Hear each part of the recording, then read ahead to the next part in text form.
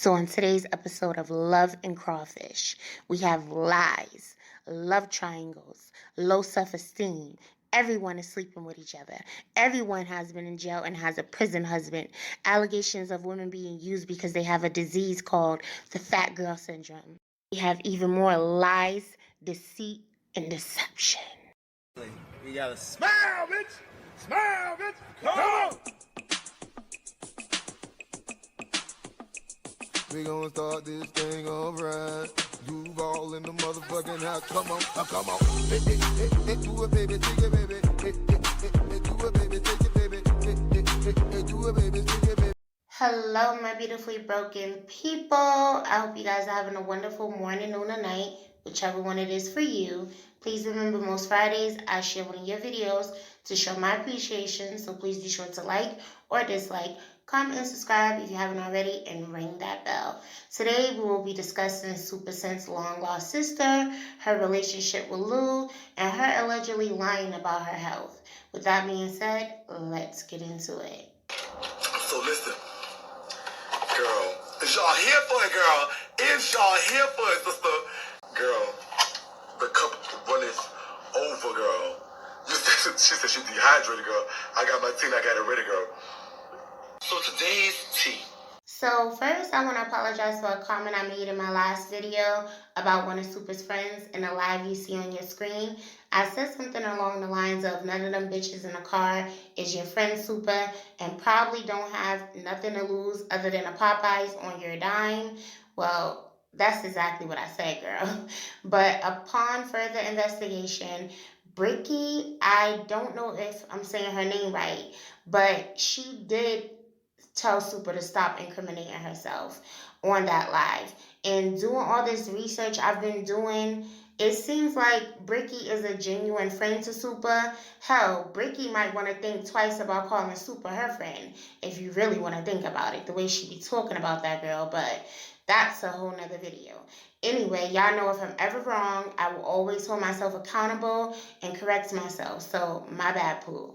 Now, also in another one of my videos about Super, it was about a DNA test she posted, leading everyone to believe it was about Lou cheating on her and getting another girl pregnant. I showed y'all that Super claimed it was about her long-lost sister, Michelle, and showed y'all them finding out the results and Super telling Michelle the results.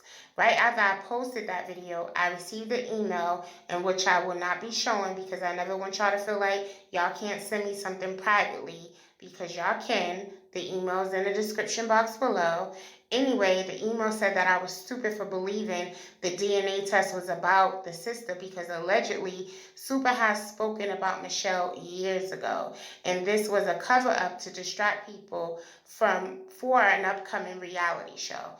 Now, take a look at Super recently telling how this whole long-lost sister thing came about. They are 13, 11, and 8. I can't wait. I honestly can't wait. I'm really excited about that.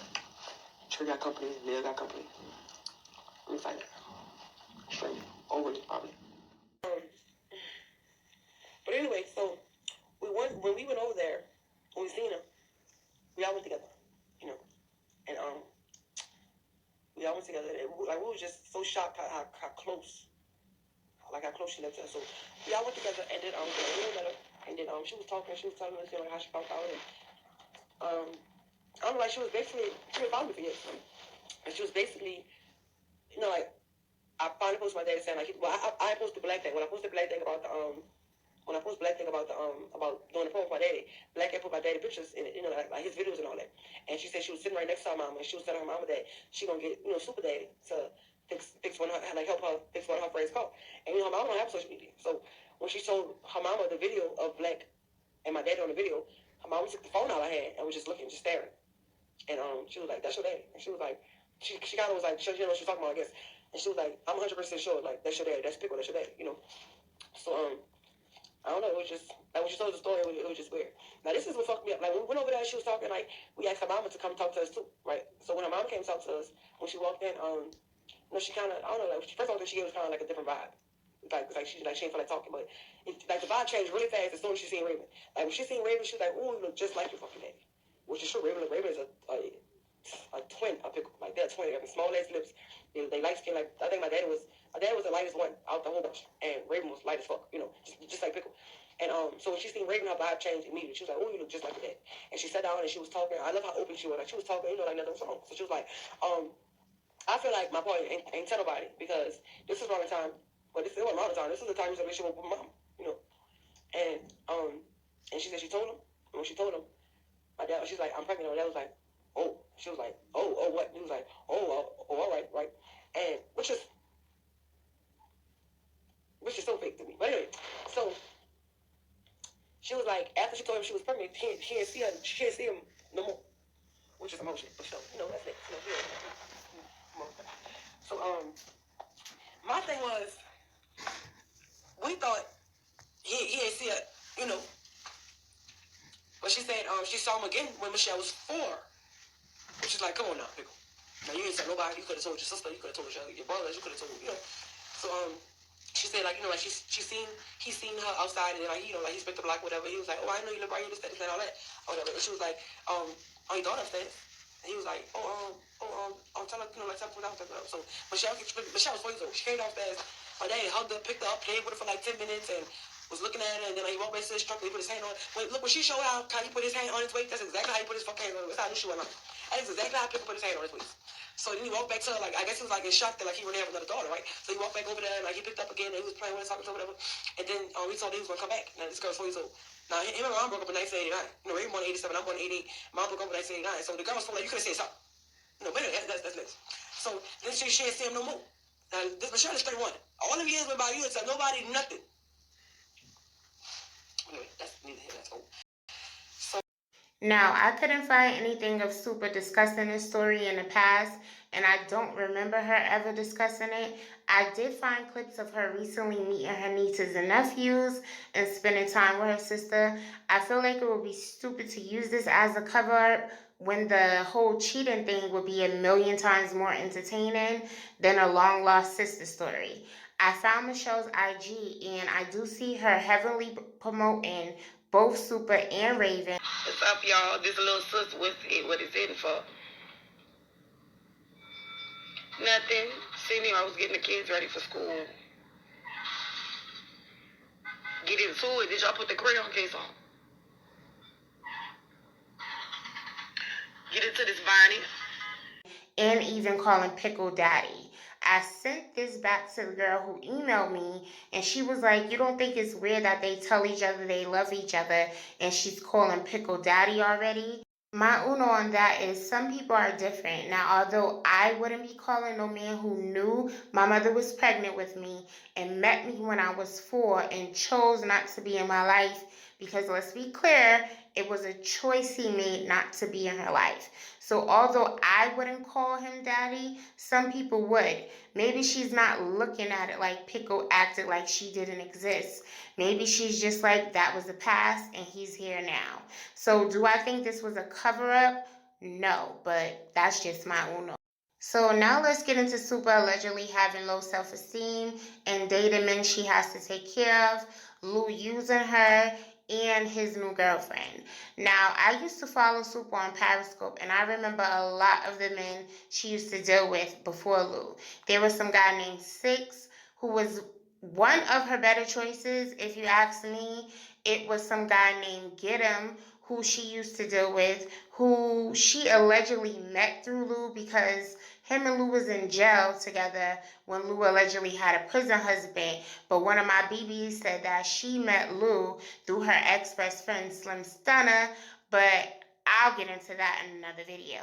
Anyway, I used to think she calls Get Him Prison Bay. I believe she used to call him on IG. This girl would travel for hours to meet this man who was in jail for 11 years, girl. I mean, I think it was like 18, 19 years. Something crazy like that. Don't quote me, but it was some years, girl. And this man didn't want nothing to do with her until he went to jail. Now, that's according to Super. Her words, not mine. Anyway. How did you meet your new dude, and when did you meet? He slid in my DM. So the DM out of all them niggas. So the DM trick works. It did. Around one day, and I was playing Ask Me Something, and when you ask me, I only could answer yes or no. Okay. So his first question was, "Can I take you out on a date?" Okay. And I said yes. You know, but lately, like when dudes been asking me that, I always say yeah. Like just if they look like something, I always say yeah. Right down. Dude came through. Yeah. So the DM do work. Okay. So he DM'd you. He DM'd you. You said yes. You understand? I said yes. And when was that? Oh. It was some time ago. Sound like Bambi broke their leg. It was some time ago. So when we ask you that question, when you switch from one person to the next, does it have to be a layover or it's a transitional? I don't like. This is actually my second relationship that I got into. That was it was like a transition. Like I've been in a relationship before, where I would jump from my baby daddy to another one, and it worked. You know. Right. But with that relationship, it was kind of more of a rebound. Yeah, like a rebound, because I was trying to use him to get over him, not realizing I was really gonna fall for this one. But this one, you know, me and get him been broke up. A lot of people ain't know. Me and get him been broke up. So I just well yeah, Russell know. So I just kind of like Russell. I made it public like the beginning of the year, January 1st. Like it was days I wanted to say it, then I was like, nah, I ain't gonna say it right now. Like the shit was so planned for me to say it. I held it for a long time, and I'm like, I'm ready to date. I'm ready to do this. I'm ready to do that. I'm glad you didn't get that storyline away though. Yeah. Because you normally give the storylines away. So did you date in that period? No, I didn't. You know what I'm saying? Is it a difference between your old fling and your new one? Yeah, but the nigga's physical fuck. One nigga in jail, one nigga free. Yeah. They need to look at. I see a lot. I know people don't know your timeline and your situation with your get them and your baby daddy. So why don't you kind of fill the people in on that? Please do, because I don't know you. Cause see, a lot of people don't know. They don't. Phil was your side nigga. Right. Oh, he was. Let's go. So what ice cream at? What that shit, man? Years ago, like 2008. That's when I met Phil actually in 2007 something. No, 2007 something. No, I met Phil on the party line actually. And, you know, like we was rapping or something on the party line or whatever. But in 2008, Gideon was in a parish then, so he was going back and forth, you know, like trying to see if he was gonna, you know, get convicted or not. So, Phil came along, and Phil was my side dude while Gideon was in a parish, and me and Phil went to like really like bonding so hard, like, and me and Phil used to clash too because Phil knew I had a boyfriend that was incarcerated, and a lot of times I didn't want to do with Phil because my dude was incarcerated. So July 8, 2008, Gideon caught 17 years, and when he caught 17 years. It just fucked me up. Like, it just fucked up my whole, like, every plan that I ever had. And Phil was the one that consoled me. Like, I came home from court, and Phil was there. You know, Phil was, you know, like, he was, like, just being there, like, being real, you know, sympathetic or whatever. And, like, the next day, Phil was like, so we gonna make it official? Like, the next day. Like, what's up? Right. Like I got to tell him. Like, that nigga ain't gonna know. Right. He ain't gonna be here. Hey. Right. Like, it was like, you know, like, it's time, you know. So we made it official, and he got promoted from the side nigga to the boyfriend, and then an upgrade to the baby daddy. Right. So, yeah. But you know, man, fuck that. What was the reason you and Get 'em ain't together no more? I'm talking about break it down. What happened? Break it down. Give us the slim and simple. Yeah, because I You still don't. I never asked them because I knew it was a touchy subject, but I just never. 2016 was probably financially. 2016 was probably one of my best years of my life, but emotionally it was the worst. It was very like that's why I think it helped me though because it was financially the best year of my life because it kept me busy. Like me trying to hide pain and me trying to like act like everything okay. I just kept being around friends, kept doing something with work, kept doing pop-up shops. I just kept doing something. So it took a real drastic turn in March. And when March came around, he had an incident inside the walls, and it caused him. I mean, that's the excuse that people are saying, but it caused him to act a totally different person. Like he just changed drastically. Like he went from always respecting me, giving me the highest amount of respect to me just being nothing. Like literally, like he really went from just me being nothing. Like I mean, I done had some haters from social media wise. Like I didn't have people belittle me, put me on burn pages and say this about me, but it didn't even amount to the shit he was saying. Because this is someone you. Right, it's someone whose opinion matters about you. You know, so like he just used to tell me stuff that made me just feel like I was nothing. Like yeah, man, he was telling me shit like I'm not gonna be nothing. I ain't shit, and I'm a clown. I'm a poor representation of New Orleans. Nobody look up to me. I'm a groupie. What?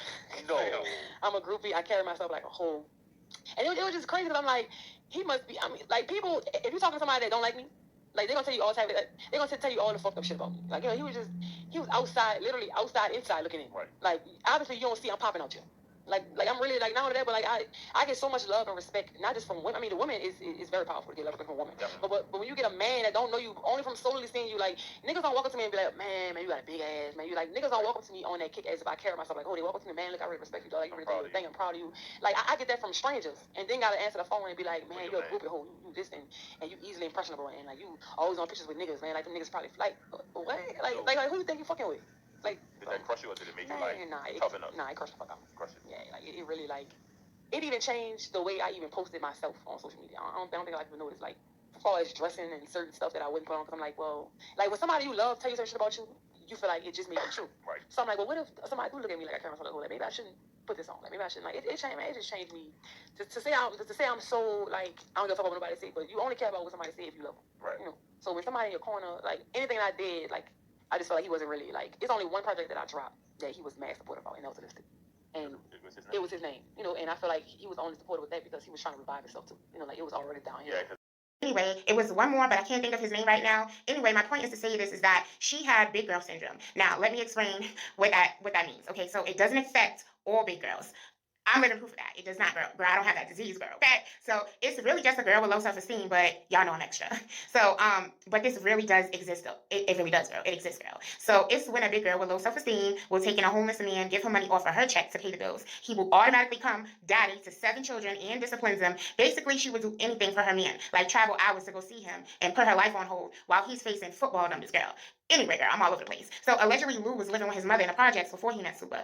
Moved in a few weeks after knowing her, got her name tatted on him within 2 weeks of moving in. I remember seeing the video, and I forgot what social media this was on, but I remember her son and her were cracking jokes on each other, and he said something. So she went and told Lou, and Lou started yelling at him, and Trey said something back, but it wasn't disrespectful. And she was like, boy, you better respect him. He's the man of the house now. God, what? I remember seeing that and thinking, the fuck? Like, the little boy didn't even do anything.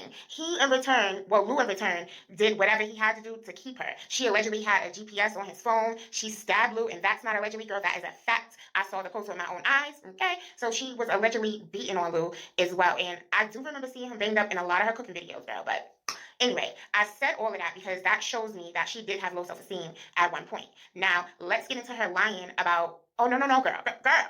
We gotta backtrack, girl. I almost forgot, girl. Let's get into this new girlfriend, girl. Receipts on screen now. Well, looky. Louis has a new cookie, girl. So I've been lurking on Lou's live just to see if he was going to start giving us some good old Simply's lemonade with the hospital crush ice, girl. But he's definitely on to us and knows we're watching. But what he doesn't know is my T-spies can't be identified, and you will never know one of them are in the room. So they sent me an email with a screenshot telling me that they were in Lou's live and they couldn't screen record it, but they saw him yelling at a bunch of females, telling them to stop posting heart eyes in his live. But when this one particular girl was posting her heart eyes, he didn't say anything to her.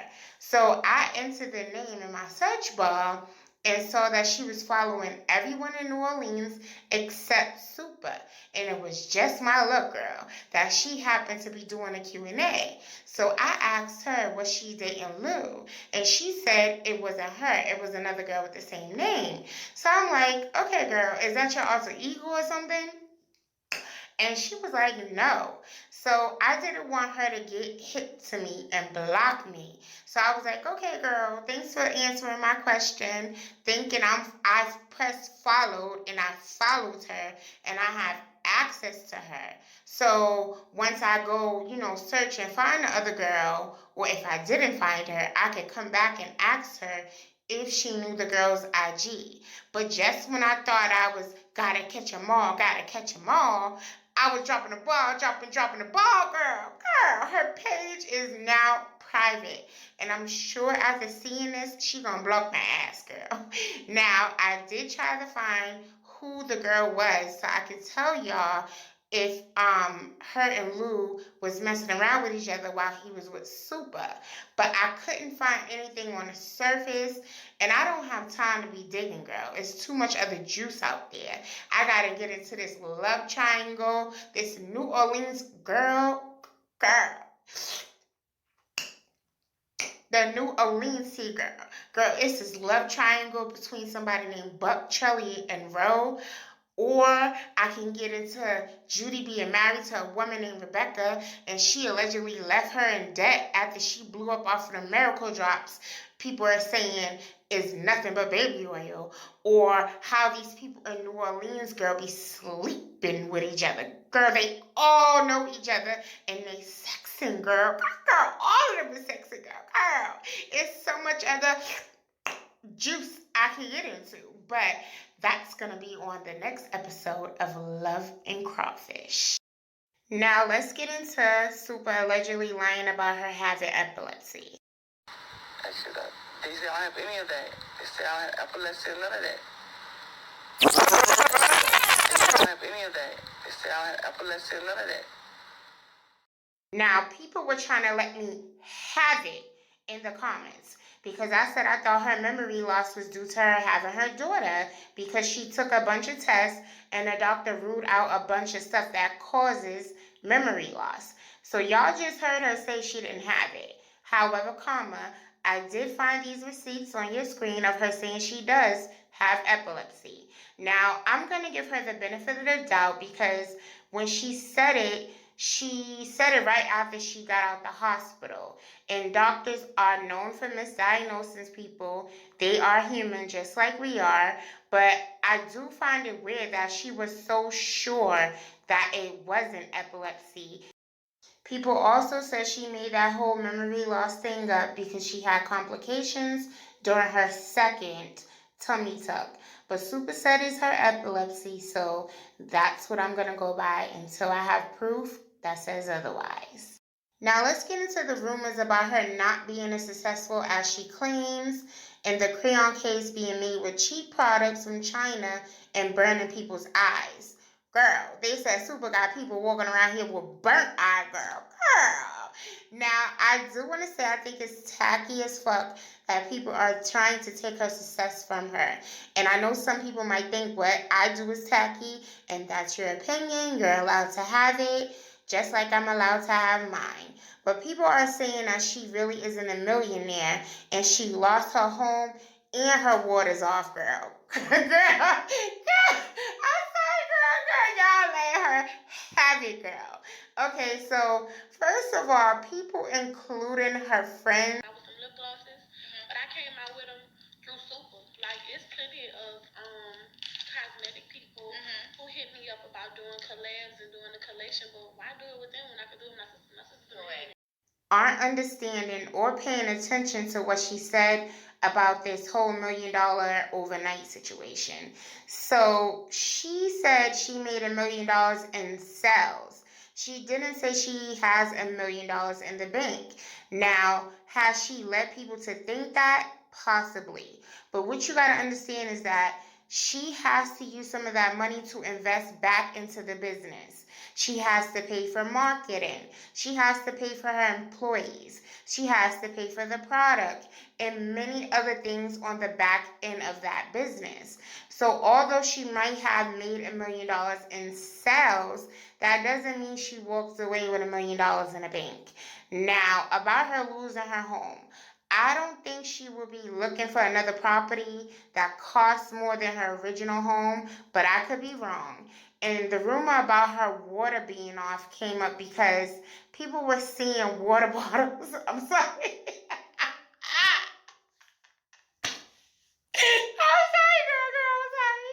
People were seeing water bottles all around her house.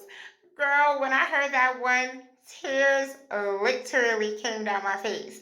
So, first of all, she has a newborn. Maybe the water is for that, or maybe the girl just likes water, girl. I don't know. But that doesn't equal she's broke and can't pay the water bill. Now, if she does the right things with her money and doesn't allegedly bail Lou's brother out for $100K again, I'm sure she could very well have $1 million in the bank one day. Now, my own on the whole palette being cheaply made and burning people's eyes, I absolutely believe. If you guys haven't watched the Shane Dawson documentary about how these makeup brands make their makeup with cheap products and overcharge you by 70%, you should check it out. And I did come across this makeup review on your screen of a person who did experience the burnt eye, and he believes there's something in it that he might be allergic to. So I believe that's it for this episode of Love and Crawfish. That name came from one of my BBs who I asked if I could use the name for this series because I thought it was so freaking funny. Thanks for that, Pooh. Anyway, I think I covered everything regarding Super's memory loss, the long lost sister, her relationship with Lou. So on the next episode of Love and Crawfish, we will be getting into Buck, Trelly, and Roe. With that, we'll be having threesomes, alleged revenge porn, and alleged theft girl. I want to thank you guys for always being patient with me and supporting me. I truly love y'all in real life. I cannot say thank you enough. Do you think that Super's long lost sister story was a cover up for Lou's infidelity? Do you think Lou was using her? And do you think that she made up this whole memory loss thing? Leave your unnecessary, necessary opinions in the comment section below. And I'll see you hoes in the next one. Bye. Clear it out. Girl, clear it out. Come on. Do it, baby, take it, baby.